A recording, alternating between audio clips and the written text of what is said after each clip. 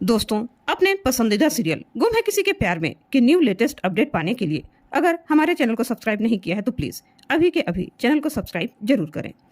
आज के एपिसोड की शुरुआत में भाग्यश्री घबराते हुए कमरे में जाती है और कियान को सही सलामत देखकर राहत की सांस लेती है। सभी भाग्यश्री से उसकी हालत के बारे में पूछती है तो भाग्यश्री उसे डांटती है और उसे बच्चों को अकेले छोड़कर नहीं जाना चाहिए था, यह कहकर उसे ताने मारती है। सही तुरंत बीच में बोल पड़ती है, प्लीज परी मम्मा को मत डांटिए, अब मैं यहाँ हूँ ना, मैं बड़ी हो गई हूँ, आपको और कियान को संभाल सकती हूँ।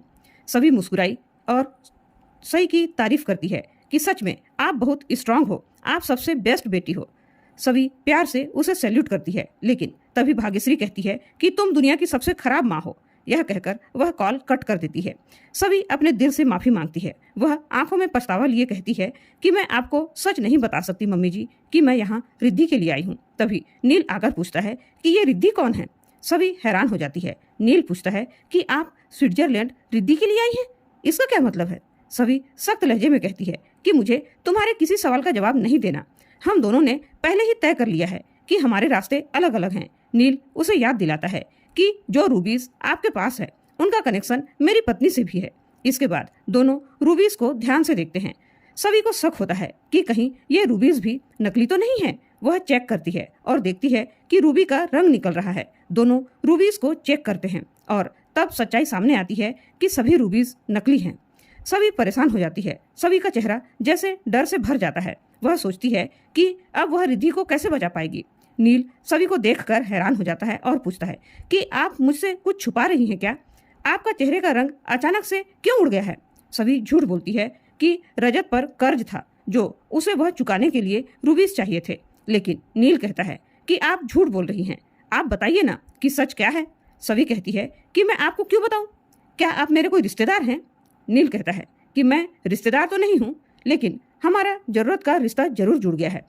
हम दोनों जानना चाहते हैं कि हमारे पार्टनर का मर्डरर कौन है और किसने किया है, तो आप मुझे सच बता दीजिए। सभी बात को बदल देती है और कहती है कि हमें डायरी चेक करनी चाहिए। नील और सभी रजत की डायरी देखते हैं। सभी पेज पढ़ती है और एकदम से सन्न रह जाती है कि नील भी डायरी देखता है और समझ जाता है कि रजत ब्लैक मनी को स्विट्जरलैंड लाकर रूबीज में बदलता था और फिर उन्हें कहीं और बेच देता था। सभी को इस बात पर यकीन ही नहीं होता और वह कहती है कि रजत ऐसा कर ही नहीं सकते, मैं इस बात की तह तक जाऊंगी। सभी जाने लगती है। तभी नील उसे रोकता है और कहता है कि सच यही है कि रजत पैसों की हेराफेरी करता था। सभी कहती है कि मैं यह बात कभी नहीं मान सकती। वह जाने लगती है। तभी उसका पैर मुड़ जाता है और वह गिरने लगती है। तभी नील उसे संभाल लेता है। सभी चली जाती है। उसके बाद सभी अपार्टमेंट में लौट जाती है।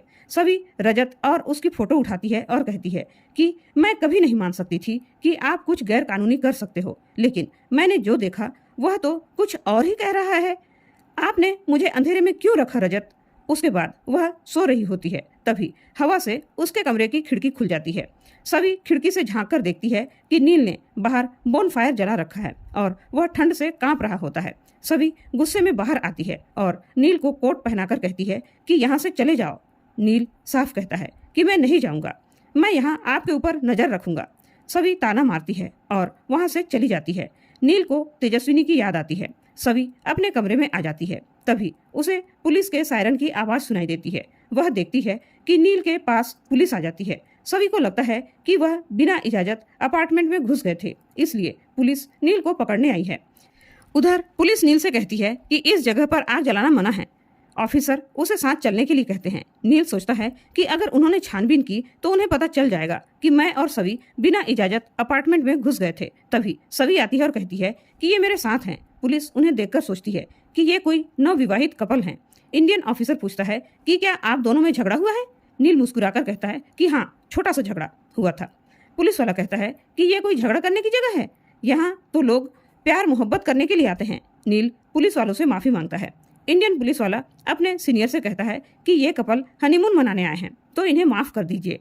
सभी कहती है कि हम हनीमून मनाने नहीं आए हैं। पुलिस वाला हिंदी में समझाता है कि इससे वे दोनों बच जाएंगे। सभी मान जाती है कि वे हनीमून मनाने के लिए आए हैं। पुलिस वाला सभी से कहते हैं कि भाभी जी इन्हें माफ कर दीजिए। सभी मुस्कुराकर नील का हाथ पकड़ती है और वहां से निकल जाती है। उसके बाद कमरे में आने के बाद नील कहता है कि पहले मुझे खुद से दूर कर रही थी, तो अब मुझे पुलिस से क्यों बचाया। सवी सीधा जवाब देती है कि अगर आपको गिरफ्तार कर लिया जाता तो मैं भी फंस जाती और यहाँ हमें कोई छुड़ाने नहीं आता। उसके बाद नील सवी से कहता है कि आप क्या फील कर रही हैं, ये मैं अच्छे से समझ सकता हूँ। हम दोनों ने अपनी जिंदगी के सबसे करीबी इंसान को खोया है। सवी टूटे हुए स्वर में कहती है कि मुझे कभी नहीं पता था कि रजत पैसों की हेराफेरी करते थे।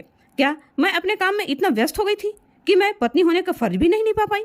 शायद मम्मी जी सही कहती है कि रजत की मौत की वजह मैं ही हूँ। सवी दुखी हो जाती है और इसी के साथ एपिसोड खत्म हो जाता है। अगले एपिसोड में देखने को मिलेगा कि सवी टूट जाती है क्योंकि वह रिद्धि को नहीं बचा सकी। नील उसे सांत्वना देता है। सवी उसके गले लग जाती है। रुमाल निकालते हुए नील के पॉकेट से स्पेशल ऑफिसर की आईडी कार्ड गिर जाता है। सवी उसे देखकर चौंक जाती है और पूछती है कि इसका मतलब आप मेरी जासूसी कर रहे थे? सभी चौंक जाती है। आज का एपिसोड आपको कैसा लगा हमें कमेंट करके जरूर बताइएगा। साथ ही ऐसे ही डेली अपडेट पाने के लिए वीडियो को लाइक करें और हमारे चैनल को सब्सक्राइब जरूर करें। धन्यवाद।